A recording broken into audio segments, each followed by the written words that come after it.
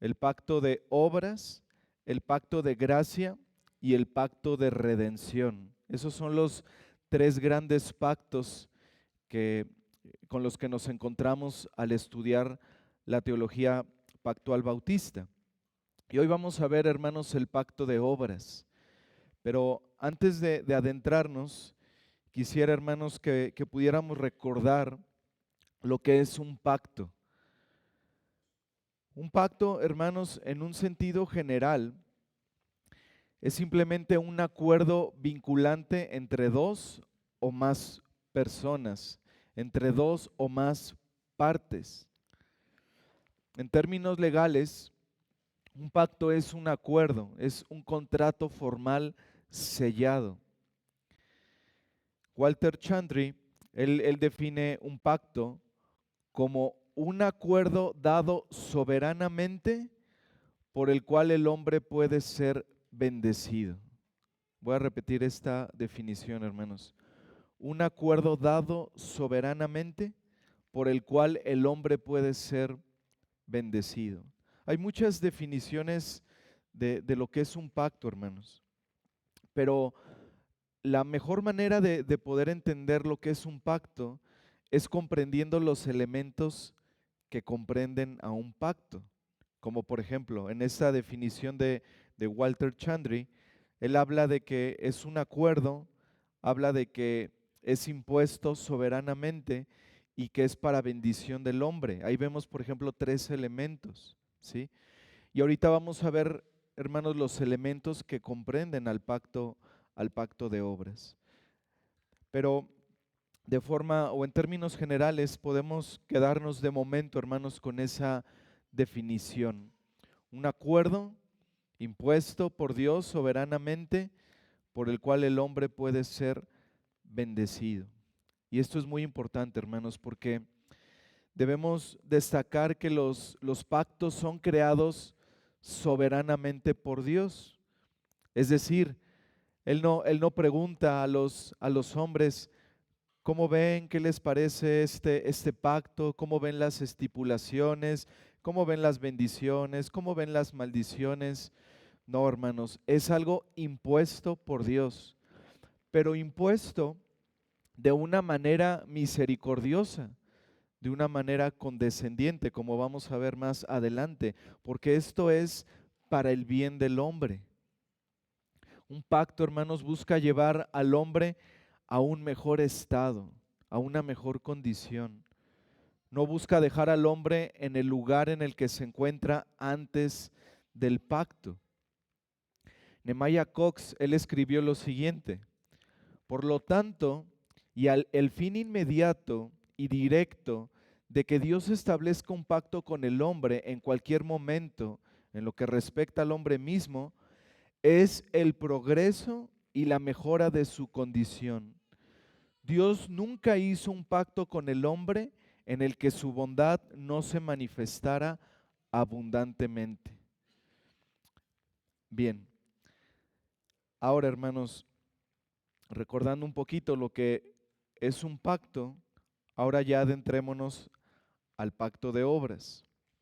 El pacto de obras se refiere a ese pacto hecho entre Dios con Adán en el huerto del Edén antes de la caída. A ese pacto nos referimos, al pacto hecho por Dios con Adán en el Edén antes de la caída. Y tengo aquí una breve definición del pacto de obras de Richard Barcelos, y él dice lo siguiente: el pacto de obras es aquel compromiso o relación divinamente ratificada mediante sanción que Dios impuso a Adán en el huerto del Edén. Lo voy a repetir. El pacto de obras es aquel compromiso o relación divinamente ratificada mediante sanción que Dios impuso a Adán en el huerto del Edén.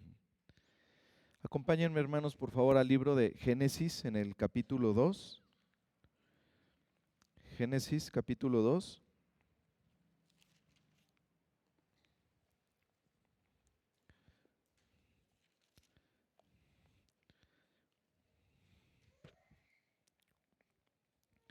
versículos del 15 al 17.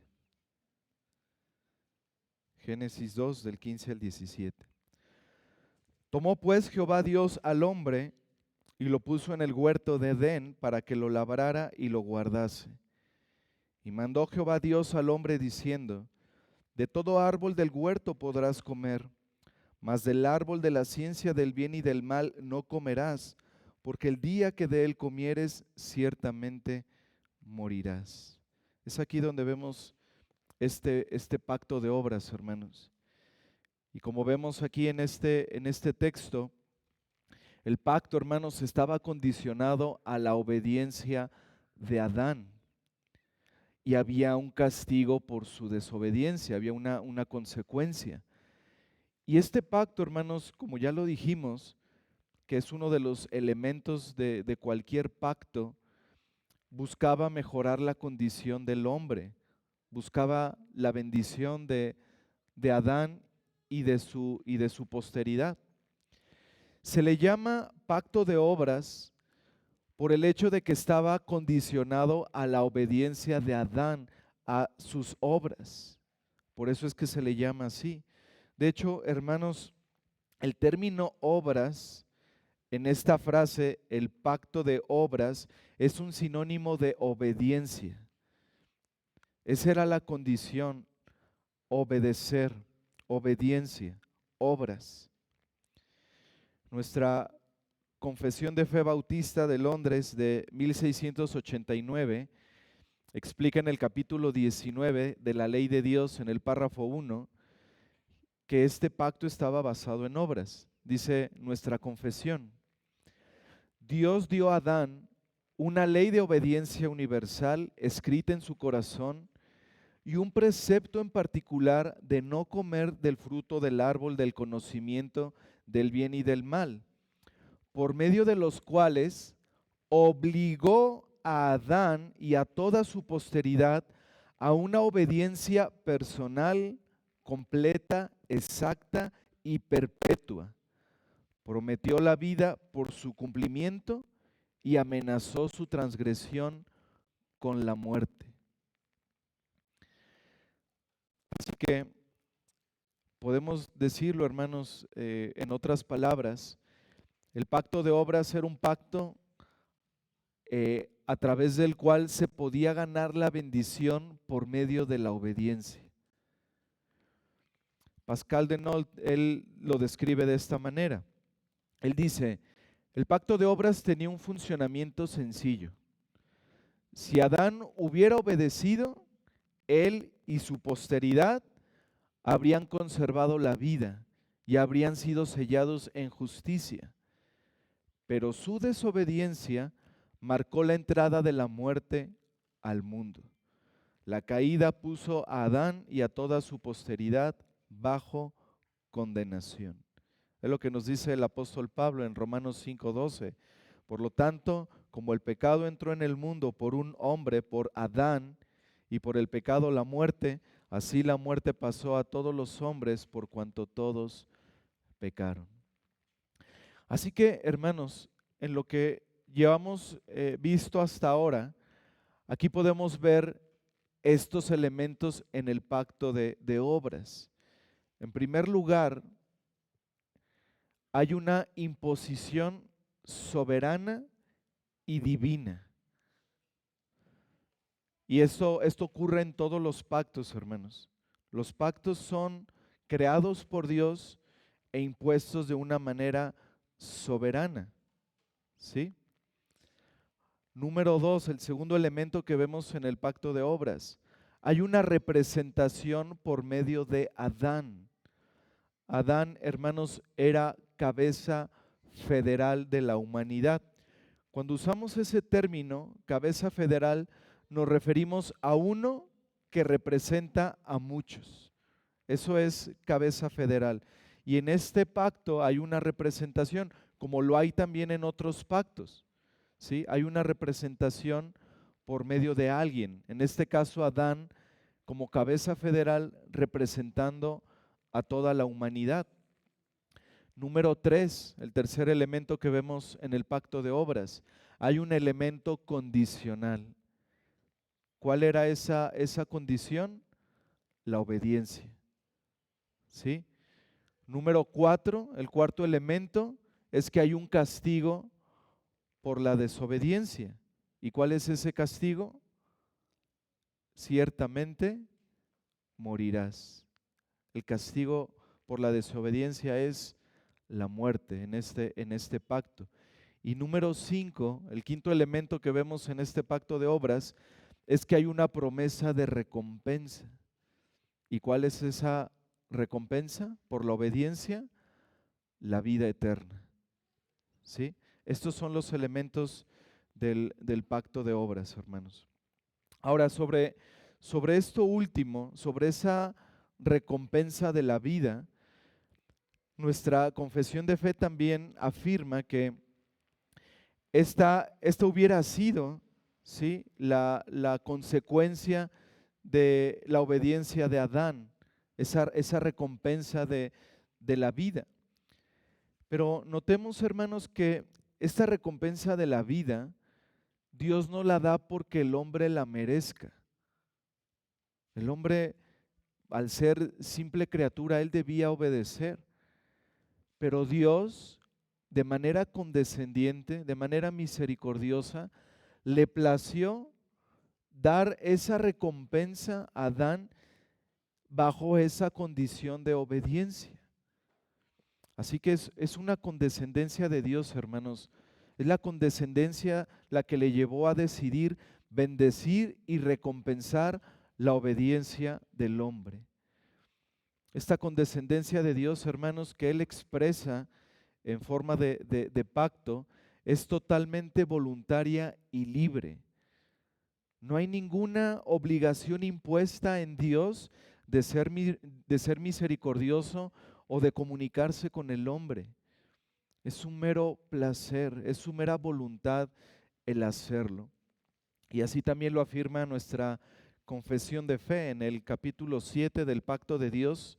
En el párrafo 1 dice nuestra confesión: la diferencia entre Dios y la criatura es tan grande que aunque las criaturas racionales le deben obediencia como su creador, aún así, éstas nunca habrían podido alcanzar la recompensa de la vida a no ser por alguna condescendencia voluntaria por parte de Dios que a Él le ha agradado expresar en forma de pacto. Así que esto que vemos, hermanos, de esa recompensa de vida, no es algo que el hombre mereciera, es algo que Dios en su amor, en su misericordia, en su condescendencia, a Dios le plació recompensar así la obediencia de Adán. La vida eterna entonces podía ser dada a Adán y en él a su posteridad, bajo esa condición de obediencia perfecta y personal. Por lo tanto, hermanos, si Adán obedecía los términos de ese pacto, él viviría eternamente. Él comería del árbol de la vida y estaría perfectamente en un estado de bendición y de gloria con Dios. Perfecta y perpetuamente en un estado de bendición y gloria con Dios. Sin embargo, ¿qué decía este pacto? ¿Qué establecía?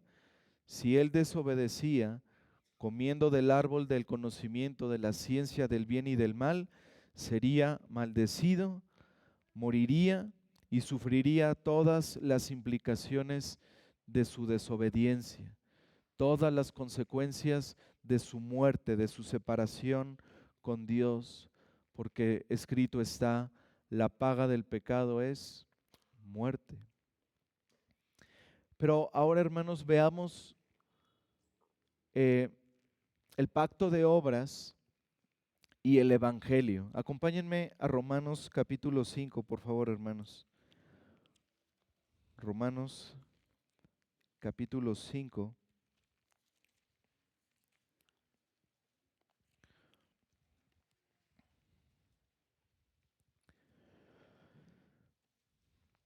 Vemos que entonces, hermanos, tras la caída, el pecado original afectó a todos los hombres, ¿sí?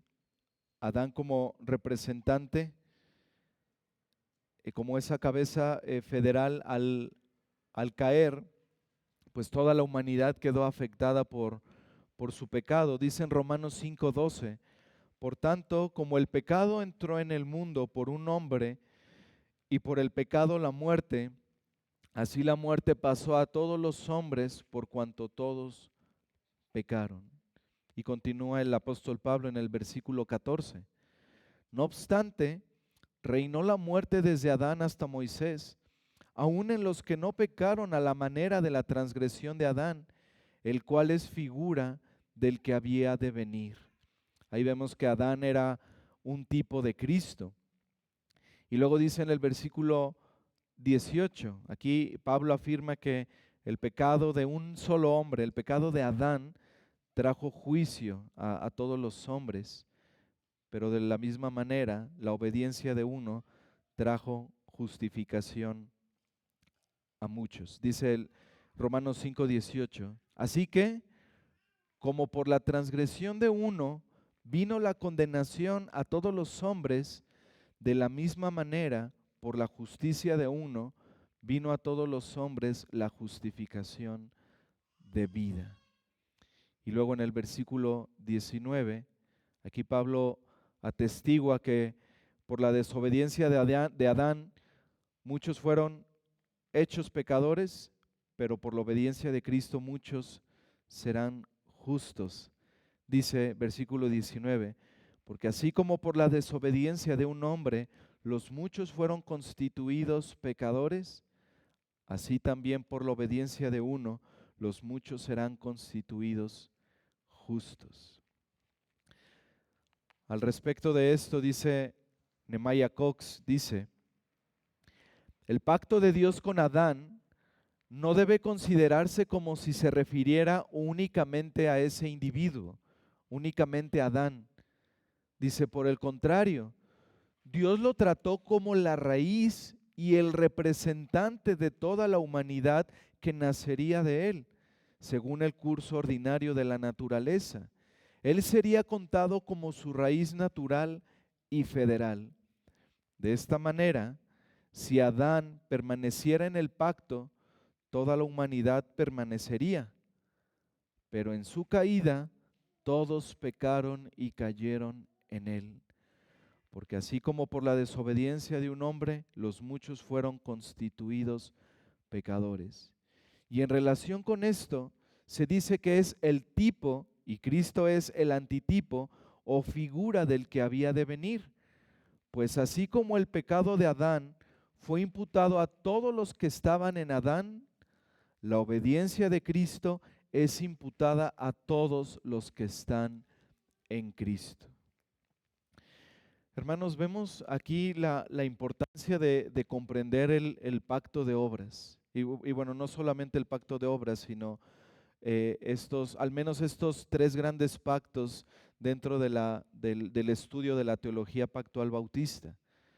¿Por qué, hermanos? Porque el entender correctamente, en este caso, el pacto de obras, nos lleva a una comprensión bíblica de la caída y de las consecuencias de la caída de Adán. El pacto de obras, hermanos, nos muestra ese marco legal en el que nosotros podemos entender lo que es el pecado, lo que fue la caída de Adán y todas las implicaciones con respecto a la humanidad y también con respecto a toda la creación. Así que esta comprensión, hermanos, del pacto de obras es esencial para nuestro entendimiento del Evangelio. Cuando nosotros podemos entender, hermanos, los elementos de ese pacto, las estipulaciones, la recompensa que había de por medio, las consecuencias por la desobediencia, nosotros podemos entender mejor, hermanos, la obra también del Señor Jesucristo, porque Adán, hermanos, era un tipo, era alguien que prefiguraba al que había de venir, a un mejor Adán, al segundo Adán. Adán señalaba hacia Cristo. Adán era en ese huerto del Edén, como ya lo dijimos, lo hemos recalcado, era cabeza federal, era el representante de toda la humanidad. Y de la misma manera, hermanos, Cristo es cabeza federal de su iglesia. Así como Adán pecó y las consecuencias de su caída trajeron maldición y dificultades y aprensiones para todos los hombres. De la misma manera, hermanos, la perfecta obediencia de Cristo trajo bendición a su pueblo, trajo mucha bendición a todos los que estamos en Cristo. Entonces, hermanos, vemos que en el pacto de obras había la necesidad de una obediencia perfecta. No debía haber una sola transgresión de la ley. Y vemos que, hermanos, ninguno de nosotros, de la posteridad caída de Adán, ninguno de nosotros podía cumplir esas cosas. Y es aquí donde se encuentra el gran dilema. ¿Cómo podría el Dios todopoderoso, el Dios soberano y justo, salvar a los pecadores como nosotros sin dejar de ser un juez justo y condenar a los que transgreden sus leyes justas, santas y buenas? ¿Cómo podía un Dios 3 veces santo perdonar a pecadores incapaces de obedecer las estipulaciones y las exigencias santas y justas de Dios? Y la respuesta, hermanos, es: alguien debía tomar nuestro lugar. El hombre está incapacitado. Después de la caída, el hombre no puede obedecer perfectamente. El hombre está muerto espiritualmente, muerto en sus delitos y pecados. Como dice el apóstol Pablo en Romanos 3, no hay uno solo bueno, no hay quien haga lo bueno, no hay quien busque a Dios. Todos se desviaron. Somos incapaces por naturaleza de obedecer. Por lo tanto, hermanos, la única manera en que este Dios 3 veces santo y justo podía salvar a pecadores injustos era a través de un sustituto. Alguien debía tomar nuestro lugar. Alguien debía obedecer perfectamente, cumpliendo las exigencias de la santidad de Dios y cumpliendo las exigencias de la justicia de Dios. Y esa es la razón, queridos hermanos, del por qué el Señor Jesucristo, la segunda persona de la divinidad, el Verbo, se hizo carne. Esa es la razón, hermanos, de por qué el Señor Jesucristo fue obediente hasta la muerte y muerte de cruz. Cristo Jesús, el Hijo de Dios, obedeció perfectamente todas las exigencias divinas en lugar de su pueblo. Era la única manera, hermanos, en que un Dios santo podía perdonar a un pueblo pecador. Y entonces aquí nos queda más claro, hermanos, ese contraste entre la desobediencia de Adán y la obediencia de Cristo. La obediencia de Adán, hermanos, fue probada en ese jardín del Edén, en ese encuentro con la serpiente, con el diablo. Y por su desobediencia, la condenación y la maldición vinieron a todos los hombres. Y como dice nuestra confesión de fe, y todo eso afectó todas las facultades y partes de nuestra alma y de nuestro cuerpo.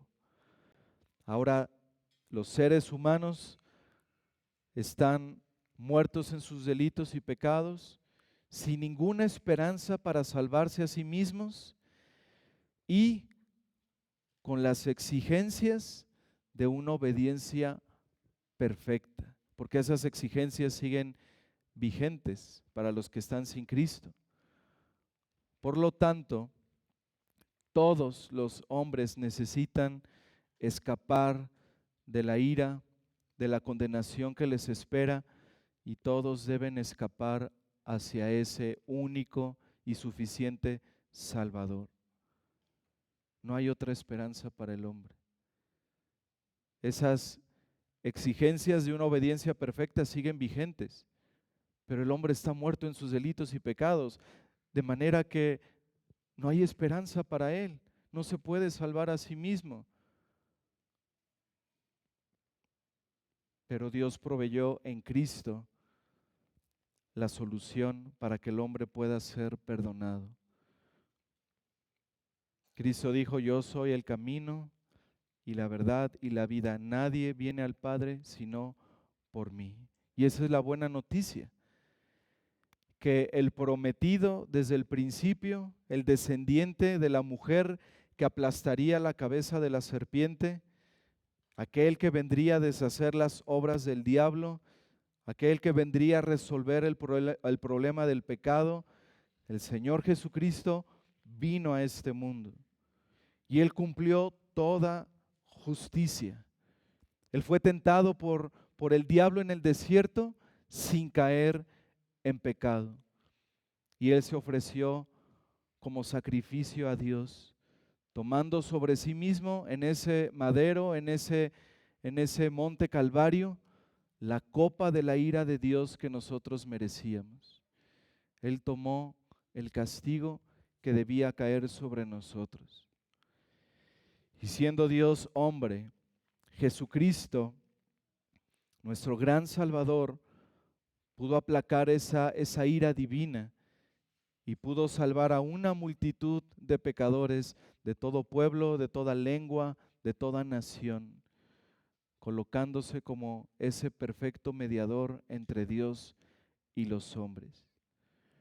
Mediante ese sacrificio, hermanos, en esa cruz, el Señor logró la reconciliación entre Dios, un Dios santo, y el hombre pecador.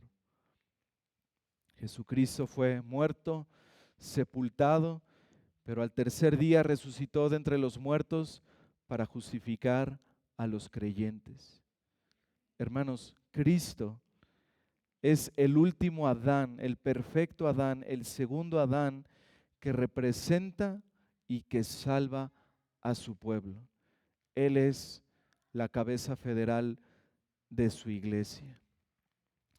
Richard Barcelos dice: Cristo, el antitipo de Adán, ganó la vida eterna para nosotros y es Él quien nos la da. La calidad de vida que Cristo alcanzó para nosotros y que Él nos da no es lo que Adán tuvo y perdió, sino lo que Adán no pudo alcanzar. Lo que Adán no pudo hacer, Cristo lo hizo a la perfección. Él ganó la vida eterna y es Él el quien por gracia nos la da. Acompáñenme, hermanos, por favor, a Romanos capítulo 5. Vamos a leer este texto, Romanos 5, versículos del 6 al 11.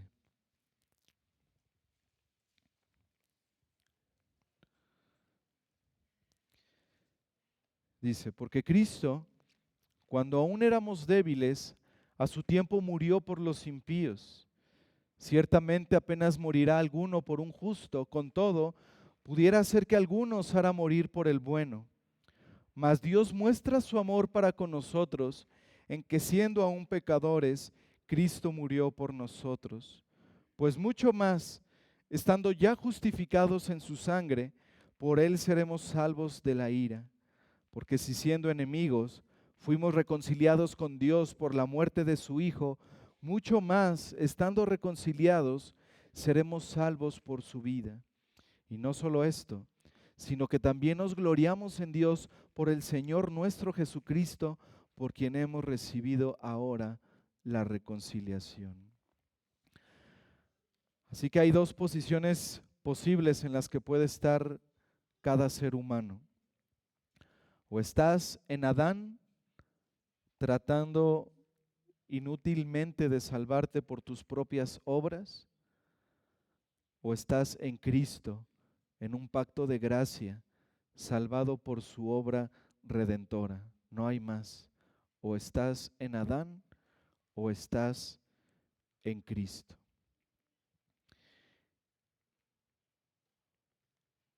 Dice Richard Barcelos: como había un pacto impuesto sobre Adán en el huerto, entonces era por su bien, para un mejor estado de de existencia, para él y para todos los que representaba. Adán fue creado moralmente recto, pero mutable. No fue creado en un estado que podía llamarse gloria. Como Adán pecó, no entró en la gloria, pero hay esperanza. Nuestro Señor es el último Adán que sufrió y entró en la gloria por nosotros y para nuestra salvación. Entender el pacto de obras nos ayuda a comprender mejor la vocación de nuestro Señor y el Evangelio con más claridad y profundidad teológica. A modo de conclusión, hermanos, nueve puntos muy breves. Número 1. El pacto de obras, dijimos, se refiere al pacto hecho por Dios con Adán en el huerto del Edén antes de la caída. Número 2. Adán fue creado moralmente justo, pero mutable. Es decir, podía obedecer, pero también podía desobedecer. Número 3. Adán debía obedecer perfectamente la ley de Dios y no comer de ese árbol del conocimiento del bien y del mal. Si obedecía, viviría y podía comer del árbol de la vida. Si desobedecía, moriría con todas las implicaciones de esa muerte. Número 4. Adán era el representante de toda la humanidad, por lo que su caída afectó a toda su descendencia. Número 5. Los descendientes de Adán siguen obligados a obedecer perfectamente la ley de Dios, pero están incapacitados para hacerlo. 6.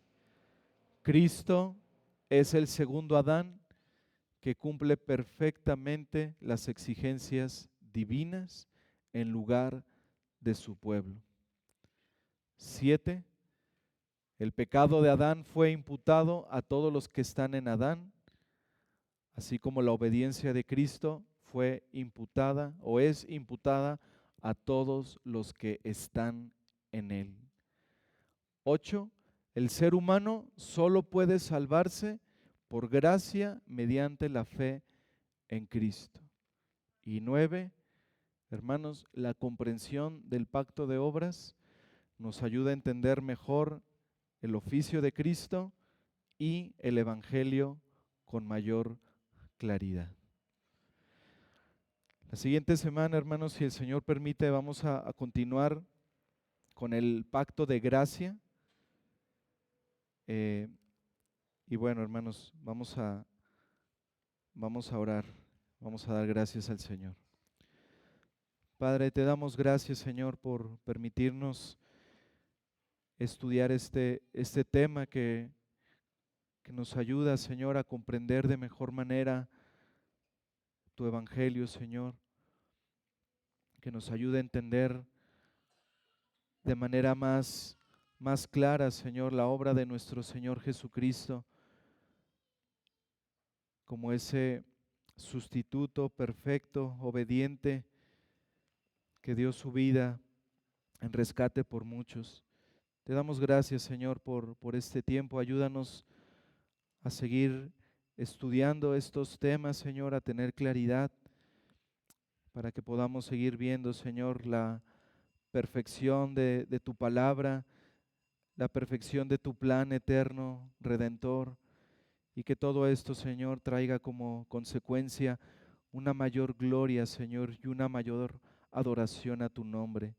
Te damos muchas gracias, Padre, por este tiempo de estudio en Cristo Jesús. Amén. Hermanos, en unos minutitos estaremos comenzando nuestro culto de adoración. Les pedimos por favor estén pendientes para poder iniciar. Gracias, hermanos.